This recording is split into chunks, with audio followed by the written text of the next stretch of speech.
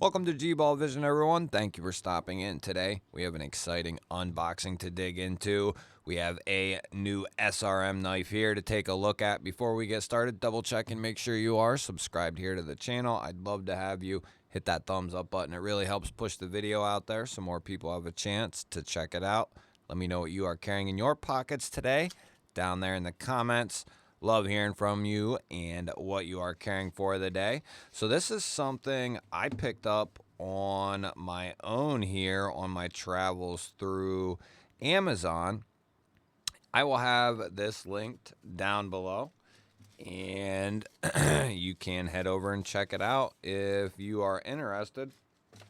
Those links do help out the channel, but that is up to you if you want to do so. I thought this thing looked really cool. I was just looking for, a good value, a good score.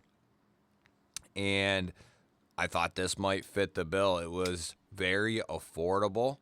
And once I saw the weight and size of this knife, I was like, oh, I always forget to check specs on a knife when I see something. You see the picture of this knife and it looks like it's going to be a small chody type knife, right? But when you look at the specs, it's like, oh man. So this is definitely a full size knife. SRM does a really, really good job. 14C 28N. We have a satin finish drop point style blade there. We got dual thumb studs and a rear flipper for deployment. So that's going to be more of a push button, I'm going to say. You'll be able to light switch it as well. It's rounded, so it's kind of weird. It's like which do you want me to do? It's almost more like it's for a wrist roll than anything, like a push button wrist roll is what it feels like. The detent is good on the studs. Pretty light on the flipper tab though. I mean, it's definitely lighter. Definitely can fail it. I'll say that. If you want to.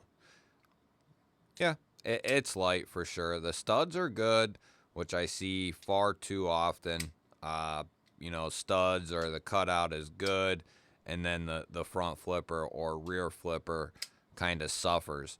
This is a heavier blade too, so with it not having a really strong detent, it's going to kind of struggle as far as the flipper tab goes, because this blade is pretty healthy. We are looking at a G Mascus for the handle material here, and then a full length G10 backspacer. Nice deep carry clip there. Little glass breaker on the bottom. I didn't even notice that at all. I'm guessing the pocket clip's going to be reversible for lefties. We do have one of my favorite combos there, a chamfer and jimping on the liner. So that is very solid. This thing is a good size. Let's grab the tape here. So we're looking at 3.5 inches of cutting edge, and then depending on where you want to mark it there, total blade length could be all the way down to 4 or up to around 3.5, and then overall to the bottom of the glass breaker, 8.25. So definitely going to be in that full size range. If you're someone who's not, like I said, if you're really action dependent, if you enjoy studs, this is going to be, if you get one just like this, it's going to be money for you. If the flipper tab is kind of secondary, it's something you might use to whip it out, and make your cut, put it away type of a deal, you'll be just fine. If you're looking at this knife and you want to be able to use that flipper tab, as a really solid feeling flipper, definitely, if you get something like this, as far as the detent, now it could vary. There's definitely going to be variance, and this could be just one of the lighter ones. Because if it was a little stronger, it would be, I would say, for the flipper as well, be very sound. But as it sits, it is a little light. So if that's something you're real concerned with, the flipper action, I would hesitate possibly on it. But that is going to be definitely up to you and your style. It's going to carry nice and deep. You'll see that little glass breaker there poking out, but that'll be the extent of what you see for the most part. You might be able to see the very butt end of the knife, but for the most part, that is going to be buried in the pocket. Good retention because of the texture on the handle and the good retention on the clip. That is going to keep that in the pocket nicely. 14C is our blade steel. The 1006. That must be what this is called. I don't think they're real big into names at SRM. I want to say they're they're possibly affiliated with like SRM and Rake and like Real Steel. All remind me of each other.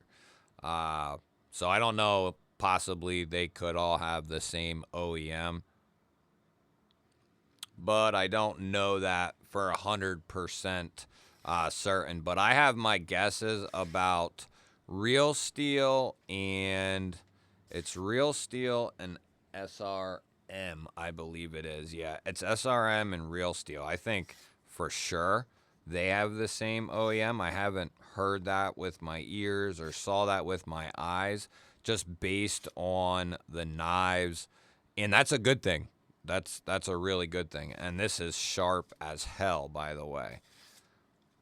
So if, you know, Real Steel is making the knife, or whether it's whoever it is, right?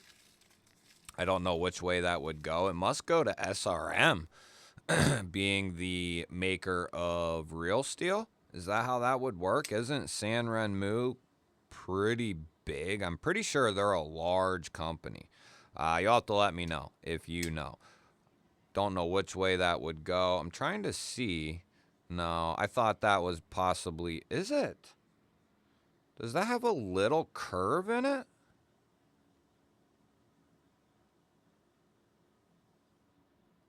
Boy, that's hard to tell. It has a little wave to it. Almost like it goes up and then kind of... It's like wider, skinny, skinny, skinny, wider. So I don't know if that really would... That's the second one now that we've had in... What was the other one that was real questionable? I think it was a fixed blade. But it was just like this, pretty much. But interesting blade shape. I want to say this came in around 50, 60 bucks. I mean, that's a really... good price point, a good sweet spot for a lot of people, tons of people. That's a sweet spot I like. 50, 60 bucks, you can get a phenomenal folding knife at that price point. If you're just looking for a tool, you're not looking for anything flashy or pocket jewelry or something that's a fidget toy, there's a ton of good options in that price range. A ton of good tools. If you want something that's a little flashier, you know, those are limited. If you want, you know, a crazy fidget tool, those are going to be a little bit more limited in that $50 to $60 range as far as, you know, really solid deployment and closing action. But I gotta say, these oversized studs just work really well for gaining traction on those. And like I said, the detent for the studs, it works out perfectly. It feels really solid without that flipper tab, you know, being in mind. If it wasn't for that flipper tab, which that doesn't really hinder anything. If you know, whether you use it or don't, it don't really hinder anything. You're going to have, even if we say we removed it, you would still have the nub in here of the frame itself. And you could remove it. You could remove most of it to about the edge of your scale and kind of smooth it off. But you would definitely want to be careful with that because it does use that area there for the stop pin. So that's something to keep in mind. At that point, $50 knife, unless you're just really bored, you know, it's not even something I would worry about if this was a knife you picked up, you know. And like I said, you could use it to, if you just need to get the knife out real quick, boom, flip it open. In that case, it's not bad. But to sit here and, you know, really hone in on it and criticize, you know, really dig in on the action department, which is stupid as hell with a $50 knife or whatever it is. I mean, talk about it, but, you know, I'm not going to sit here and try to compare this to a Sharp by Design or something like that. It's definitely lighter and could be stronger, but would I let that stop me from getting it? It depends on what you're looking at the knife for. If you're looking at a tool and that's all you're interested in, I would say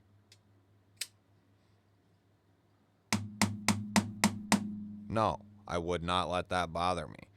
SRM has great quality. You're going to get 14C, great steel, great finish on the steel.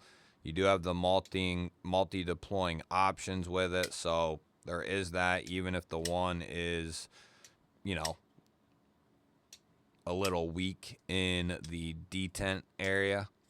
Nothing a little wrist can't solve. The handle is excellent.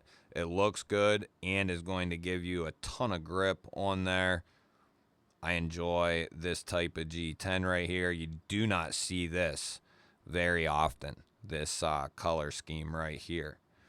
Love that it has a full-length backspacer. Ergonomics are out of this world. Yeah, I like it. I would not let that hinder me one bit. If you're looking at it strictly for action, you know, and you're not really worried about the tool itself per se, then, you know, probably be a no, you know, on that regard. Unless you're a thumb stud savant, love studs, don't care about the flipper, then you're good. If you know, if you want all of it to be good, probably not, right? We'll dig in a little bit more on this one. I won't mind putting this through some testing, so we'll have to put that one to work, and we'll do a little review of that one here in the future. Don't forget to hit that thumbs up button. Always appreciate that, everyone. Let me know what you think of the new SRM here to the channel. Love hearing what you think about these new knives. I'll put up a couple of new videos. Go check one of them out. Hope you have an awesome day. Thank you all again for watching. I will catch you on the next one.